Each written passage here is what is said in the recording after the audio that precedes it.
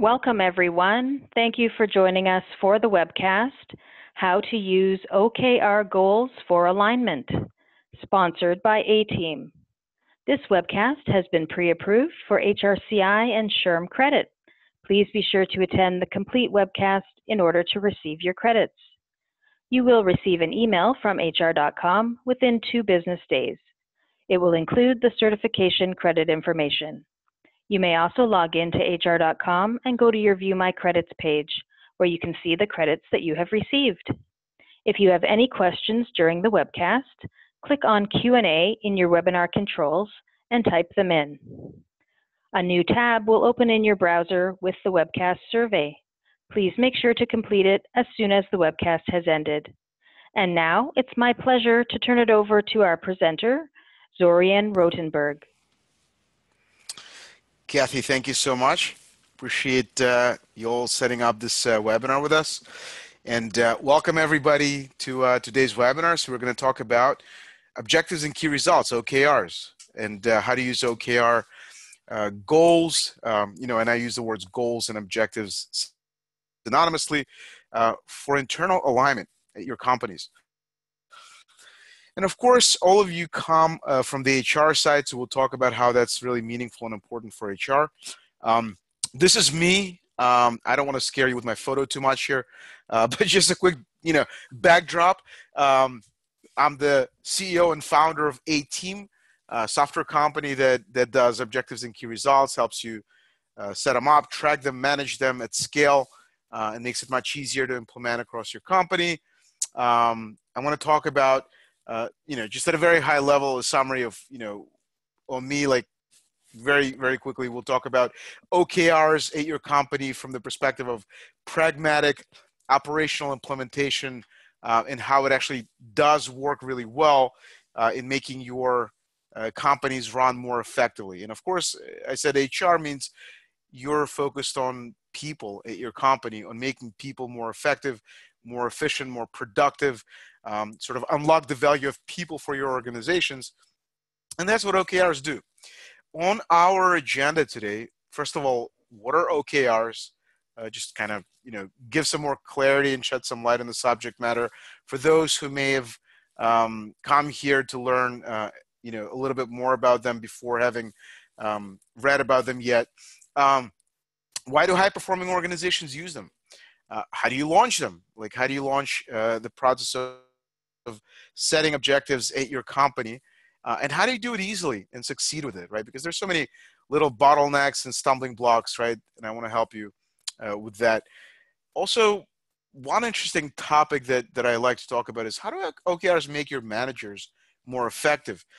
Why managers? Well, because, look, we'll learn more, but, one of the biggest, most important factors in the success of your organization is your people, and your people are managed by someone.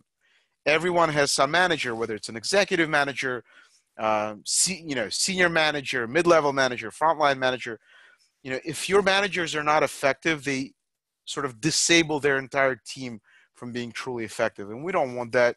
So managers are really important, and we want to talk about how OKRs make your management staff across your entire company and at every level more effective. So first of all, what are OKRs?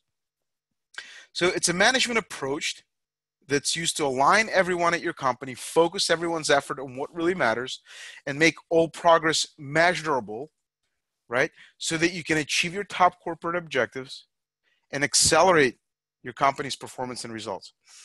And really, it boils down to a couple of things, specifically alignment, focus on what matters, making progress, not just, all about being busy, but actually being busy about the right things that are measurably driven in the direction of what your company needs to achieve, right?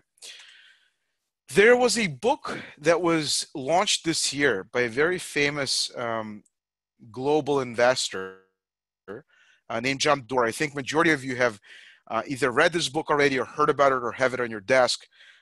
If not, just to let you know, anybody who becomes a customer of ours, we ship this book to you as a gift. But I highly recommend reading this book. It's just really great. It's a #1 bestseller. right now. I think New York Times and Amazon. And he's the gentleman who invested in Google, in Amazon, and a number of other highly successful companies. Basically, at the last count, he created over 300,000 jobs globally with the companies he actually invested in or seeded, and therefore helped create. One of Google's founders, Larry Page, said, "I wish I had this book 19 years ago when we founded Google." And this book is really kind of a culmination of all the best practices of the best, I would say 5 to 6 decades of teaching organizational leadership to set clear objectives and ensuring that companies make real progress as the result of setting clear objectives that create focus and alignment throughout the organizations. The book is so good that even Bill Gates wrote a review on his own blog about it, right? Management tips from a brilliant business leader. So really just trying to convey that, really great subject matter written by a great business leader that other business leaders consider to be, quite important and relevant, that they picked it up and read it and wrote about it. And it's not just for, purely CEOs. It's very much for any manager across the organization, and very much for HR or people officers at any company who want to enable better performance out of people at their companies, which is really what HR is all about.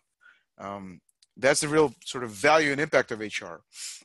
So in his book, John Doerr, and I will cite the book quite a lot here. And by the way, for all of the images here, to give credit and copyright credit, I do have a slide at the end, and HR.com will have the slide deck with all the images that we've used. I just want to make sure we're doing this correctly. But, a lot of images of John Doerr, as you can see. I'm a big fan of John Doerr's. And he talked about the 4 superpowers that objectives and key results produce for your company. First of all, it's focus, right? People committing to priorities, they focus on what truly matters, on what truly moves the needle. Companies that don't set clear objectives, and by the way, we'll talk, a little bit more about OKRs throughout this presentation, but just think of them as goals, objectives, right? Like, let's not make the acronym OKRs, overly complicated. They just mean goals, right? So companies that sell any kind of goals, and especially OKRs, they create focus on what truly matters. So people are not diluting their effort. They also create alignment, because when teams and team managers and individuals write out their objectives for the quarter or for the year, they do it in the context of, right, and with the backdrop of what are the top corporate objectives, so that everything is basically in alignment to each other, that everybody ensures that when they're working on specific objectives, that all the sort of proverbial oars drop in the water in sync at the same time, and are being moved at the same time, and the boat is moving without diluting effort in the right direction. And that's your alignment. Now, when you track objectives, when you actually have objectives in place and you end up tracking them, it creates accountability, the benevolent, the good accountability, not the sort of the bad type of accountability where people are afraid of that word. You're accountable or else. It's much more about accountability for progress and accountability for making sure that things are getting done in a good way that help the company. And the final one is stretch, which really is acceleration, right? Because sometimes you can set goals that are, when they're more clear, people are much more likely to achieve them. And you can accelerate results in that manner to achieve amazing outcomes for the company. That's what John Doerr writes about. The way you would write OKRs, just to give you a quick formula from John Doerr, is you state what is an objective. So, for example, we want to grow our company globally this year. That's your big objective this year. Well, what are the key results that when we hit them, we know that we've happily achieved our objective, and these should be measurable. The key results would be things like, our sales will be at, X millions of dollars, or, whatever that number is for your organization. we will have hired, I don't know, 20, 30, 50 talented, or, 5 or 10 talented people for our organization this quarter, this year. And another key result could be something else, right? It's maybe a measure of customer satisfaction that you measure a couple of times a year or a quarter. So that is really the very simple formula for how you wordsmith or write out your OKRs. Another quick tip about using OKRs is they're not tasks, they're not projects, they're not initiatives, they're goals, right? And let's discern that difference right here on the slide. So a task is something, it's like this singular thing you do. It's just a quick to do. You can get it done under, a few hours easily, right? Or maybe it'll take a day, but it's some big task, right? It's very activity focused. Also, a project is typically a superset of many different tasks. And sometimes a project is not just something that you do, but that multiple people can get involved as a team and do together. And it's also very activity focused, right? It's all about being busy working on it. It's a lot of activities that get a project to an accomplishment. But a goal is neither of those. A goal is not activity based. It's actually much more about the desired future outcome or result. So for example, one basic example I use, like let's say you like to climb hills or mountains, or let's pick Everest, and you want to get to the top of Mountain Everest safely. Well, that's your goal, right? It has nothing to do with small tasks like preparing your equipment or projects, like getting your whole team together and packing for a couple of days to get to the first base of the summit. It's not about any of those activities at all. It's much more about the end result, which is getting to the top of Mountain Everest safely, right, without being harmed. You see, it's quite different. It's quite different from activity-based things like projects or tasks. And the magic is all in the way you word it, right? So putting your attention and sort of noodling on how you want to word it makes all the difference. And it's not simple. Wording your goals is not simple. John Doerr writes in his book that everybody does OKRs. Everybody. One of the essential qualities is everybody does them. He said many early adopters were from the tech world, but companies from other industries like BMW, Anheuser-Busch, Samsung, Disney, they all follow the principles and practices of OKRs. And he said, regardless of the size of your company or its life stage, through the implementation of OKRs, you can begin the continuous management improvement process, right? It's about management, right? It's about managing your company and your people more effectively through managers at your company. We'll talk about managers later. And in some objectives and key results are a potent, proven force for operating excellence for Google. So why not for you, right? He talks a lot about Google because Google is his investment that's very well known for using OKRs. By the way, if you're interested, I took a snapshot from TED. You can find this on YouTube or search for TED. And for John Doerr, TED has these, this is a 11, 12-minute video about him introducing OKRs. The technology, is it technology and entertainment? I think that's the name of, that's what TED I think stands for, but just known as TED acronym conference, very well known. I'm sure a lot of you, if not all of you, have seen their very popular videos. And John Doerr was invited there. And what was really cool, he actually had Bono of U2.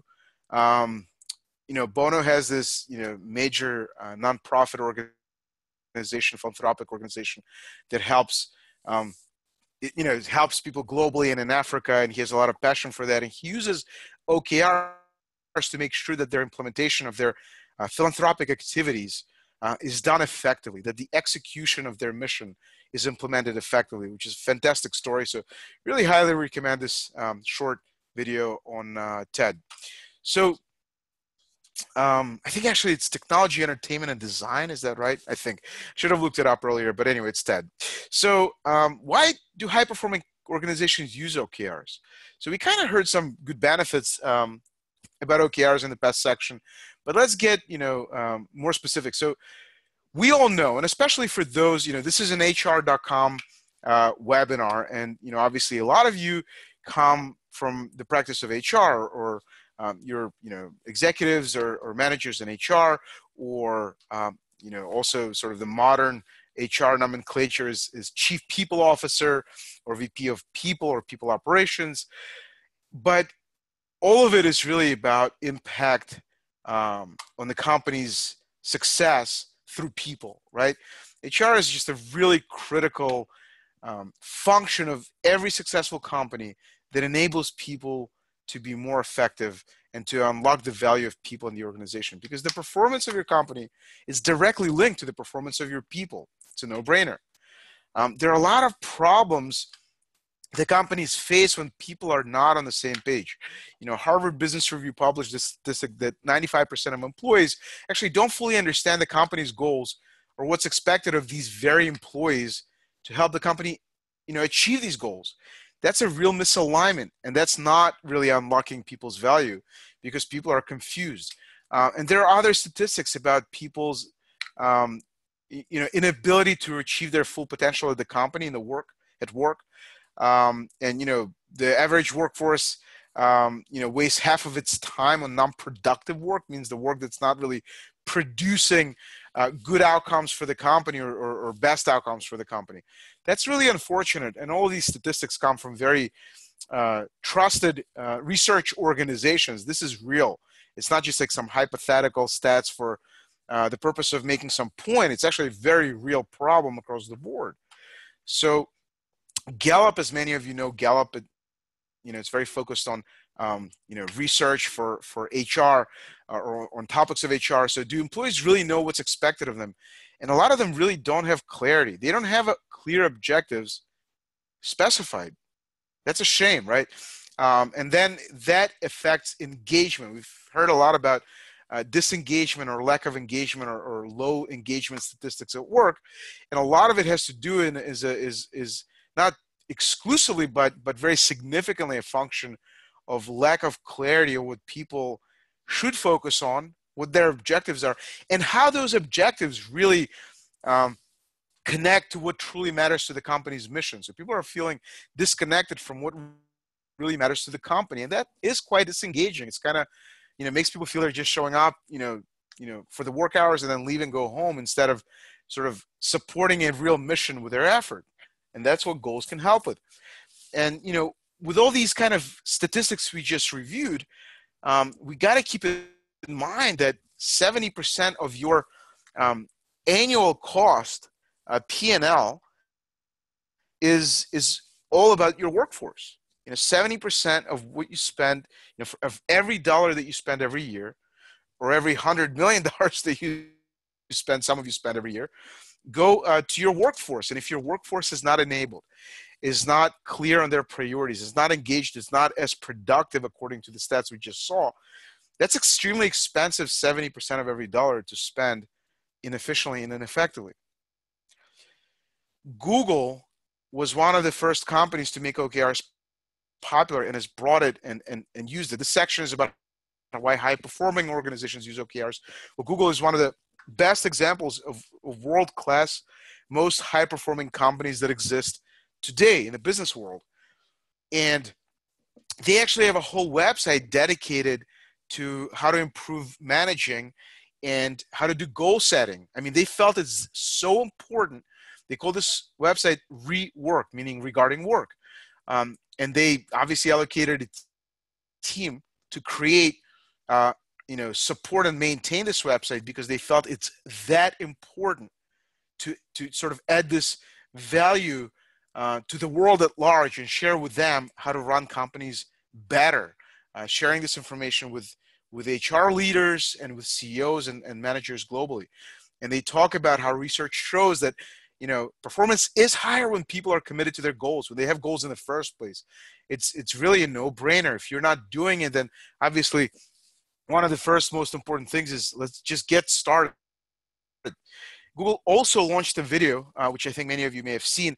At this point, just a couple of years into doing this video, there's over 600,000, maybe like 620,000 plus views of this 80-minute video. It's like 80-something minutes. Actually, it's right here in the video, 81 minutes and 49 seconds to be more precise. But the point is that How do you get that many people? And by the way, these aren't just like it's not just like any consumer, any random consumer that watches this video. It's primarily managers and executives. How do you get 600,000 of them? It's sort of the tip of the organizational hierarchy. There's not that many of those folks out there, right?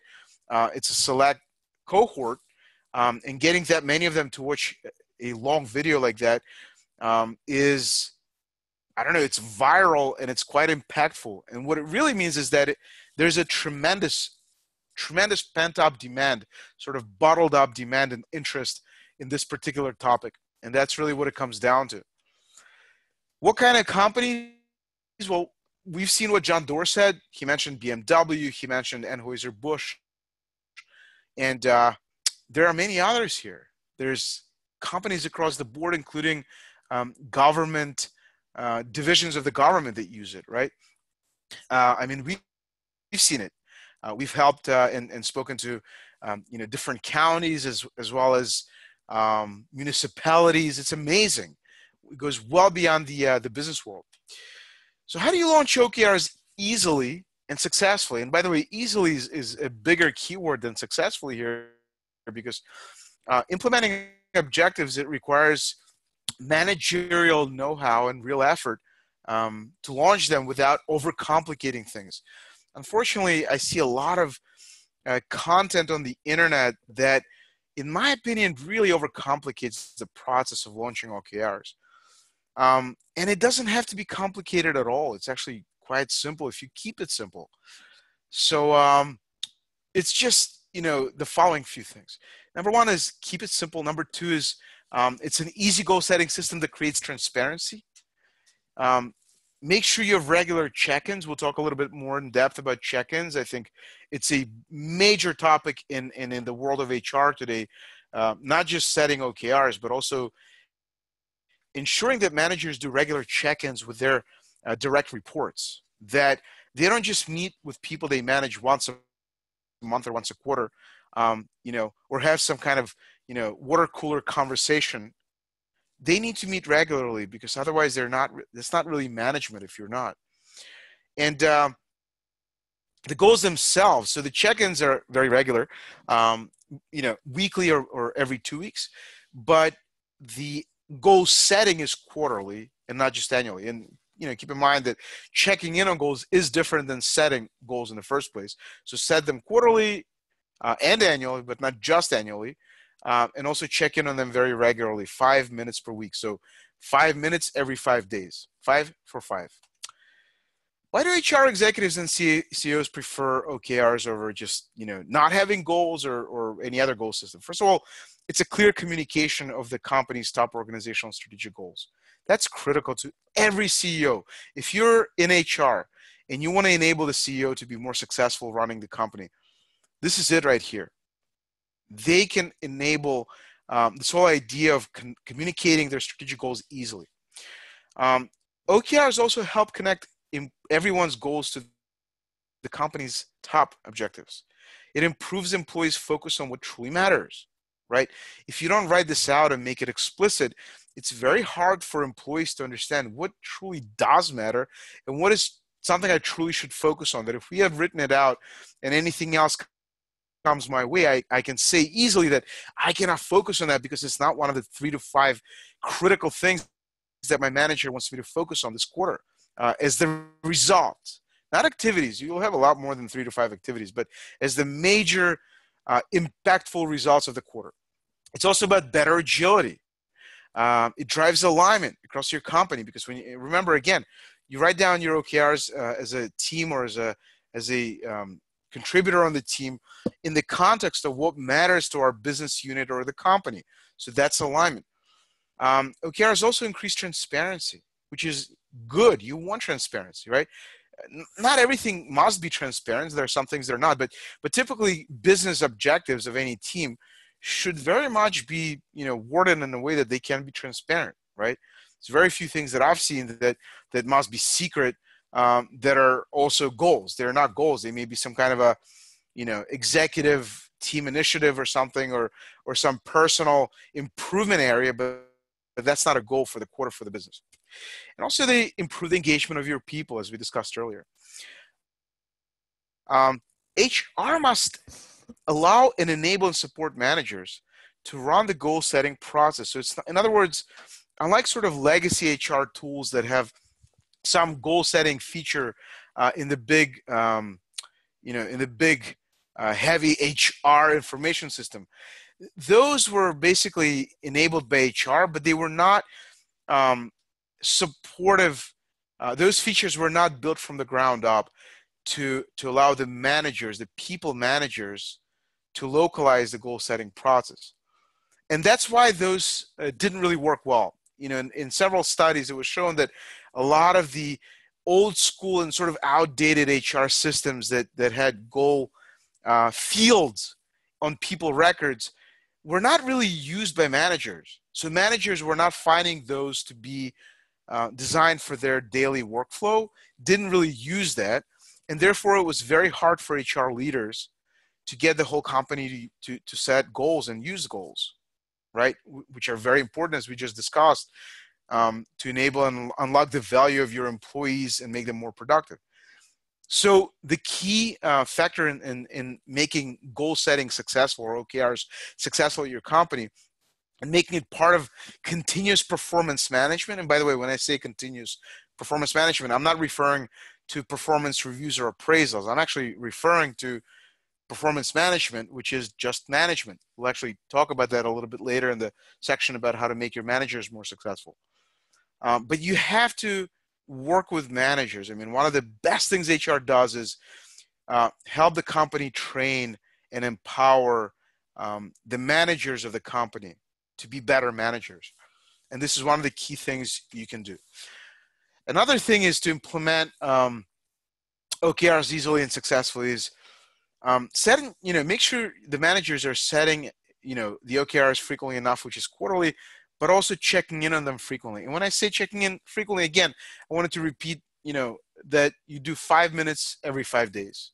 So the week has passed, 5 work days, do a quick 5-minute check-in. So for example, if you were using our software, it automates things and creates notifications, sends you an email, click, you can update your metrics, you're done, your manager can see it, they get notified, they see a dashboard, it's very easy. There's like a weekly report of your progress and your plan for next week and how you're doing on your goals. If you're not using a software product like ours, you can, use something else. Maybe, just by email. I mean, it's too many emails, but nevertheless, it's one way to do it. Or you can, create a Google spreadsheet and try to update, just log in, to the spreadsheet, update your metrics for your manager, and the manager will see it if you notify them that you've updated it, right? There's not a lot of automation, but you can still do it. And that's really important to make sure the goal setting is, living and breathing and is thriving at your company. The other thing, and this is like what we really focus in our own product at Atiim Software, is combining goal setting with the feedback, with the closed loop feedback. Feedback is critical, and doing it right is really important. But it allows you to do, if you read John Doerr's book, he calls it CFR, conversations, feedback, and recognition. That's really what I refer to as simply one word, feedback here. Because just updating your goal metrics and saying you printed or created 5 widgets out of 10 widgets, so therefore you're at 50% progress, that's not enough at all. That's not really what OKRs are for. But providing goal metric update and taking that 5 minutes at the end of the 5-day work week and updating qualitatively, information, having that conversation with your manager about, are there any problems that are unforeseen and that the goal metrics do not really highlight in and of themselves stand alone? Is there something else you need to, explain or share with your manager and communicate? Is there some plan for next week that you have in mind that you want to share with your manager and get feedback on? As well as manager, when they review your report, that's something else that we do really well in our product, can provide you with recognition, send, appreciation to you via, when they review your 5-minute weekly quick report on your progress, give you a thumbs up, good job, right? We literally have that on your progress at work. That kind of feedback is immense and invaluable for a company to be successful. It's just really critical. So it's not just goals updates. It's actually goals with these conversations, feedback, and recognition. And Gallup says that's really when you get the highest engagement and performance.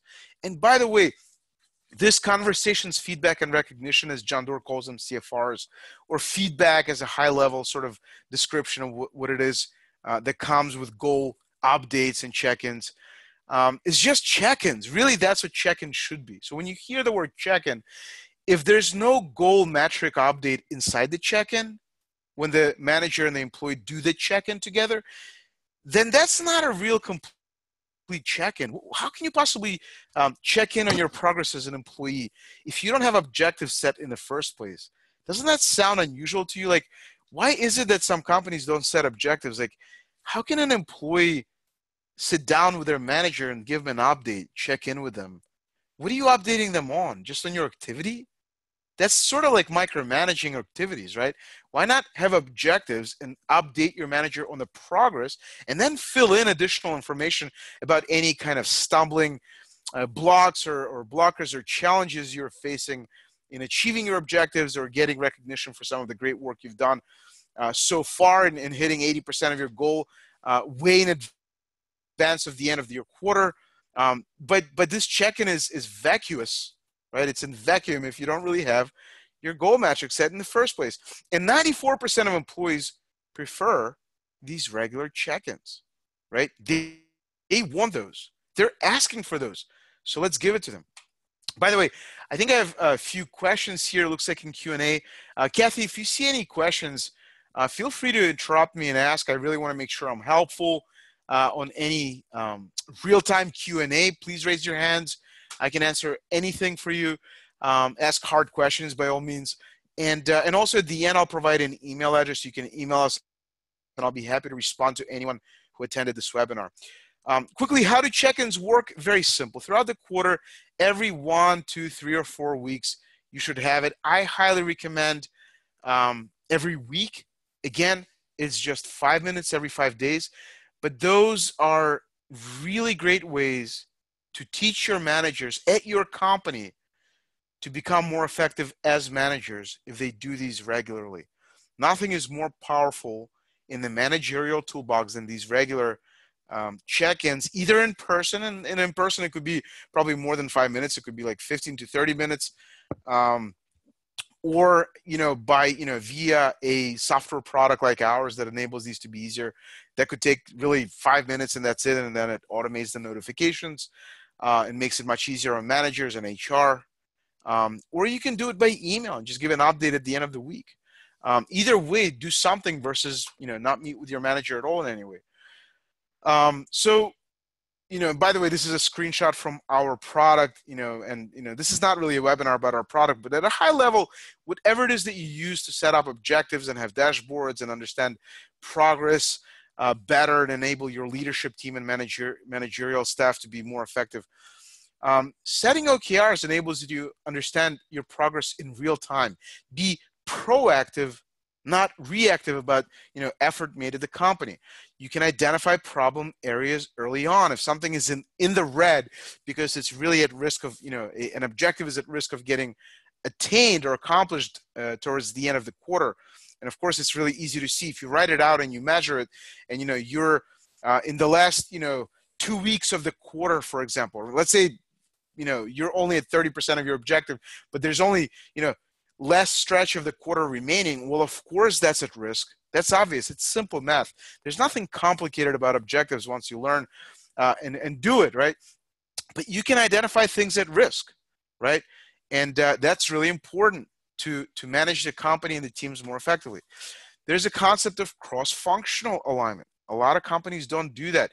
They don't set objectives for different cross-functional teams to eliminate silos at the organization, ensure there's more collaboration and people working together as a team. You can do that. Again, screenshot is from our product when people can align and contribute their objectives to someone else's objective that's not in their direct organizational hierarchy. Maybe that they're under another manager in a different part of the company. Maybe you're a marketing team team member, aligning your objective to the product team because you're going to help the product team put together some data sheets about the product. And I'm just throwing random examples out there, or someone on some other team helping, some team on the, in sales, in your sales department. But you can have things like social goals when, people can praise someone's progress when there's cross alignment across the organization. It's great. It reduces silos. One of the things that I want to cover, because I know there are a lot of HR experts here, how does goal setting and OKRs in particular relate to compensation? That's a topic a lot of folks ask about and wonder. People are afraid of having goals because what if they don't hit them and it impacts their compensation? Well, it's actually, this is a topic that's actually been researched quite deeply for a long time. This is nothing new to OKRs. And really the best practices have been around for a while. For most, it's very, circumstantial to your company and even department. Of course, in sales, your hitting goals is hitting your sales quota. And it does affect your compensation very directly, right? Especially in terms of your commissions, which is just another way of saying bonus. But in general, and John Doerr says this as affecting other departments, is simply that for companies moving to continuous performance management, the first step is to divorce compensation from OKRs, both, raises and bonuses, like separate them, but not like completely, entirely truncate the relationship. He's just saying, don't make it a direct ratio, meaning that if you hit 80% of your progress and your objectives, you only get 80% of your bonus, right? That's something you shouldn't be doing, because what he's really saying that OKRs will influence your performance among other things, right? But they won't determine it. There's a difference between influencing and determining it, right? So it's one factor out of several, right? There's other factors like, well, for instance, circumstantially, like your manager will know maybe the goal was too aggressive, like, so that should be acknowledged and shouldn't then, affect your bonus and hurt it. Another factor could be you're a great team player and people think you're a huge contributor to the company, but you're a junior employee and you just started out and you weren't able to sort of ramp on that learning curve with that particular project that affected your goal attainment. So there are many ways that if you have smart people in the organization, I'm sure all of you do, and you wouldn't be here if you weren't constantly learning and being intelligent about your work. It's very evident, right, what will influence and what will not influence the ultimate compensation or bonus. And there are enough people around the table in HR and the executive team that will structure that relationship correctly. It's nothing to be afraid of. So he says, if you really want to develop people, you should give them clear feedback about what they need to grow. But that's not when you tell them what their bonus is, right? So tell them about the feedback about their OKRs in these, weekly 5-minute check-ins. But the bonus conversation at the end of the year should be separate about bonus, not about your OKRs. And I think people will be much more relieved about that influencing relationship and not sort of determining relationship. The 3 keys to success are as follows. It's discretion. Use your discretion when you set OKRs. Common sense. Of course, there's this famous phrase that common sense is not so common. That's very true in many cases, but you got to really apply common sense when not to make objectives too aggressive. What employees should have objectives and which employees are too junior. They still need to be, trained, and the focus should be more on training and their, learning curve than just giving them objectives that are yet not possible for them to focus on, etc. And then walk before you run, right? So just start slowly, work with the CEO, with the executive team to launch, the objectives that are, for the executive team, for the departments under them, but not necessarily to the entire company all at once, right? So, and Kathy, I'm just curious, can we throw out a poll here? How many folks have already started OKRs? So just curious, like how many of you already started or did not start yet, or started recently, even if thinking about it, or been doing it already for less than a year? Or maybe some of you have been doing it already for several years, but I guess you wouldn't be on this webinar. So, so do we have a poll yet? Any good answers? What do we got here? So the poll has been launched. We'll just give it a few more seconds and then we'll close it off. If nobody started yet, and I'm guessing 60% haven't, hopefully this webinar was helpful, will have been helpful. We got another interesting section ahead of us to talk about how OKRs make your managers effective. All right, so 52%. All right. Started recently, 30% of you. Fantastic. Good for you. Wow. 20%, 19% have been doing it for less than a year already. I'm really impressed. I think usually I see that, when we poll folks, many more folks did not start yet, which is totally normal. But the fact that we have already folks starting third and about 20% already doing it, pretty impressive. I really want to applaud those of you who've been doing it and started, and very much applaud those who joined the webinar who didn't start yet, because you certainly have interest and intention. Good for you. So let's now talk about how OKRs make your managers more effective. Remember I said earlier that managers are really that one sort of critical, magical, sort of the magic wand at your company. That if you make all your managers more effective and better at their job, your whole company will almost like flipping a light switch, will become much more effective as an organization. No question about it, right? Because every manager, if they have like 10 people under them, if the manager is not effective, then what does that do to the 10 people under them, right? It's a big deal. Employees, so there was this poll that employees were complaining and said that, some of the biggest complaints they have about their managers. The first one is obvious. We all know that they're not getting recognized enough. That's well known. But it's the second one that I want to sort of emphasize and pay particular attention to, that they're not getting clear direction. Now, I wish I could poll you all and say, who's surprised by that? Because you know what? Most of us are actually surprised. I was surprised when I looked at this a couple of years ago. I mean, I knew there were many companies where they're not giving clear objectives and goals to people. In other words, clear direction of what results they're seeking from these employees.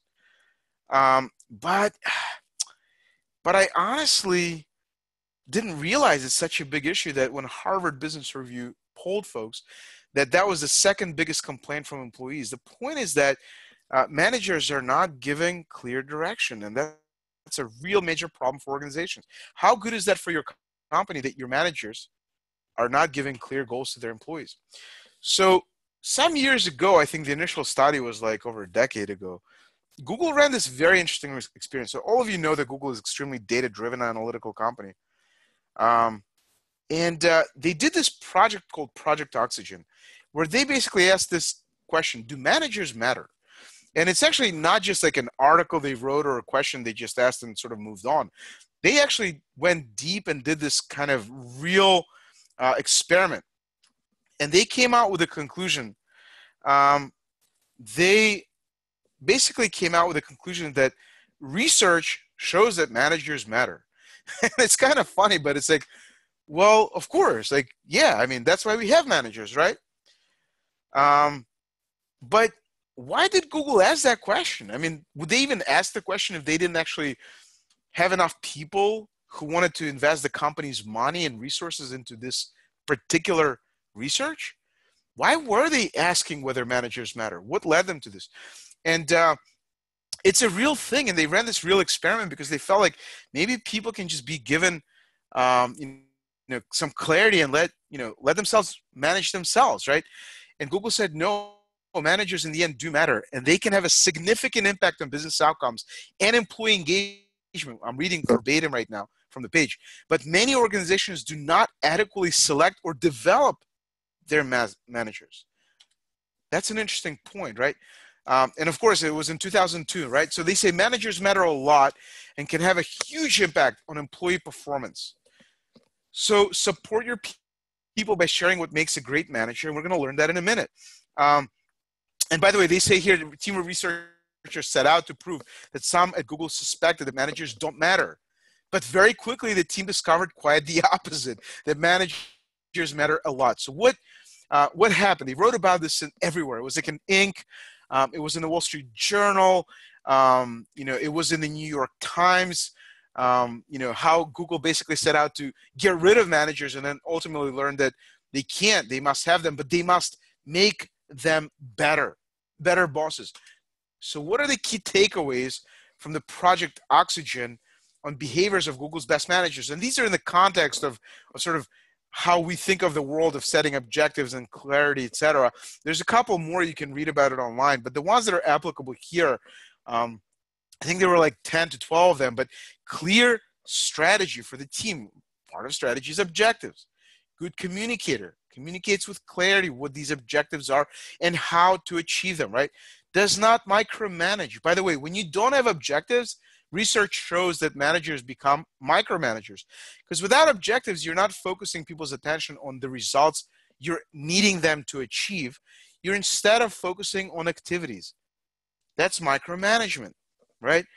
And discussing performance, right? So when you're doing these 5 minutes every 5 days, that's performance of your objectives, right? How are you doing in those? Results-oriented goals are all about results. Remember, we talked earlier that tasks and projects are about activities. Goals are about results. And being a good coach is enabled when you have these quick weekly check-ins that when in real time you see what people are, how they're doing on their objectives, you can help coach them to how to attain their objectives more effectively, or how to get over the stumbling blocks they're seeing on the way to achieving their objectives. Now, what about Gallup? Gallup, another organization, we talked about them earlier. Everyone in HR knows about them and their studies and research on performance of people in the workforce. What are the key takeaways from the 12 elements of great managing, right? Very important for HR because one of the biggest impacts HR executives and team members can do is training and enabling managers to be better bosses, like Google was just talking about. So their takeaways are: connect the job of the organization to the organization's mission, meaning the good managers, or one of the key elements of great managing is connecting people's, on their team, their job to the organization's mission, setting clear direction on what is expected, AKA goals, right? Discussing progress. That's that 5 minute every 5 day check-in. Recognition for good work. That's the feedback, the conversation, feedback, and recognition. Enabling learning and growth, right? When you have objectives, you can learn through attaining these objectives. You're not just busy working on tasks and activities. You're busy on achieving results. Well, how about McKinsey? Everyone knows, globally recognized consulting organization.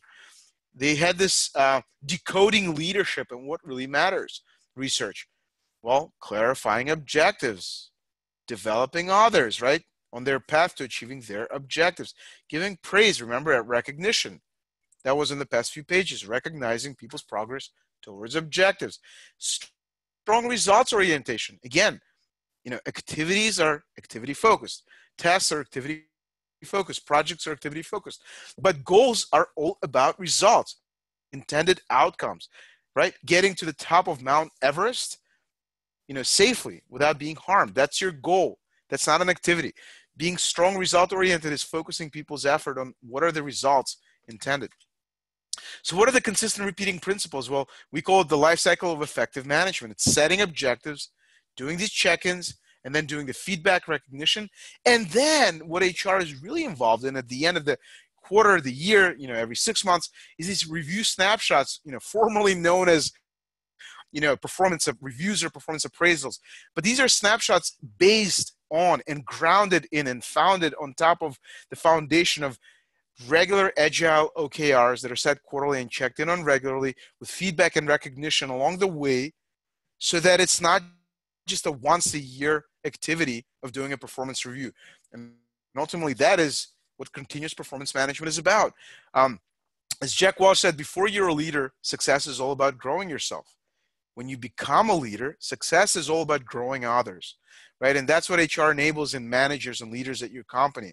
Setting successful objectives for people, not micromanaging, but focusing on objectives, not on activities. Checking in regularly, right? Having those conversations about recognizing people and providing them feedback and coaching, being very results oriented. That's what managers and leaders do. Deloitte published this report this year, right? And they said, what is these critical systems that enable the unlocking of value of your human capital at your company, of your people? What are these trends in 2018? And, first one is OKR goal setting. Then it's check-ins. Then it's feedback. The coaching of attaining your OKR objectives, right? And then at the end is this kind of performance snapshot.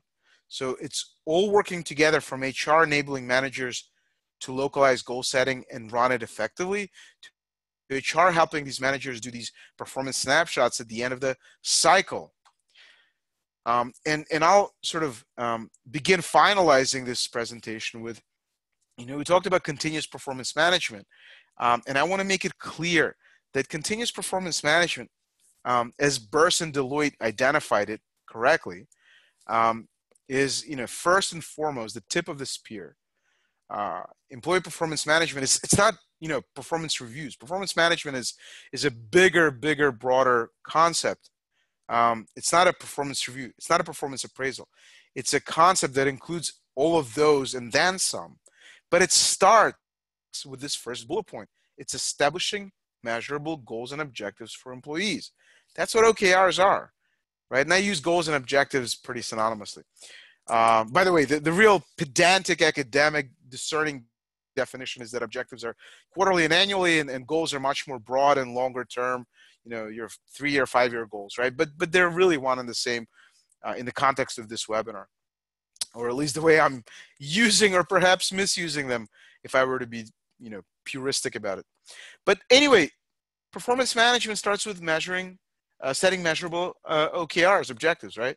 But most importantly, at the end of the, at the bottom here in the bold is performance management is management. It's not a performance review that's executed by HR at the end of the year or enabled by HR. It's just management. So when we say continuous performance management, what we are meaning is that we're enabling our managers at the company to manage more effectively and unlock the value of employees. That's really what it's about. So a couple of free gifts to webinar attendees as I'm wrapping this up. If you want to get a copy of this presentation, I think, of course, HR.com will have it as well. Or if you want a live demo of how our product helps you and how we also help you set up your OKRs and help your executives as well. You want to learn more about best practices or, get some consultation about setting OKRs for free. We just offer that for 30 minutes. And, customer case studies, anything you want like that, please just put in the subject line the word hi, just say hi to us, and email it to cdemo@atiim.com. So you'll be able to see a demo of our product, and we'll reward you and recognize you with one of any of those things that you want as our appreciation, or any of the ebooks that we have on the website. By the way, we're also creating a summary of the book, Measure What Matters. It's just like book summaries, like Cliff Notes. We've actually spent a few months carefully writing it. So I think you'll love it. We are launching it in a couple of weeks. So, we can add that to the list of things you can get for free as a gift from us for seeing a demo for 30 minutes or so. See demo@atiim.com. And then if you have any questions, please type them in here in the Q&A. Kathy can read them, but you can also email us, at hello@atiim.com. Just put your the word question in the subject line if you'd like. So Kathy, is there anything else we should cover, or any questions people have, or should we give the remaining 6 minutes back to people's day? Well, Zorian, you must have done a great job of covering the information, because we have not had any questions come in yet. Or maybe I was just so boring and horrible that people just want to get off as quickly as possible. No. So Zorian, any final closing comments on your end, and then we'll end the webcast. I just want to say thank you to all of you and wish you well with implementing OKRs if you should do so. Well, thank you so much. This concludes our webcast today. I'd like to thank Zorian Rotenberg for presenting today, and Atiim for sponsoring this webcast, and as well all of you for joining us today. If you would like to view this webcast again, the archive recording and slides will be available for up to 7 days for our free members, and without restrictions for those with the certification membership. The webcast credits will show in your HR.com account within 2 business days. We will also send you an email with the credit information. Your feedback is important to us. Please take a moment and fill out the exit survey. It opened in a new browser page on your computer, or you can click on the link to the survey in the chat area of your webcast controls. This concludes our webcast for today. Enjoy the rest of your day.